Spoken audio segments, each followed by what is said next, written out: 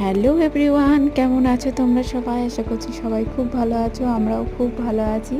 কাল ছিল ভাদ্র মাসের সংক্রান্তি, মনসা পুজো। আমাদের এখানে একটা মন্দির আছে, সেই মন্দিরে খুব বড় করে মনসা পুজো হয়।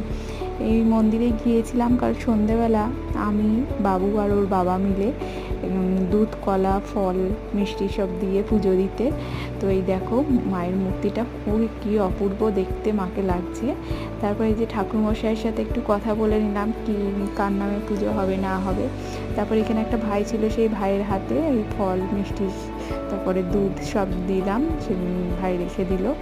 তারপরে আমি দেখো প্রণাম করছি দেখে বাবু আবার আমার মতন করেই প্রণাম করছে, আমাকে দেখে দেখে আমি কীভাবে প্রণাম করছি।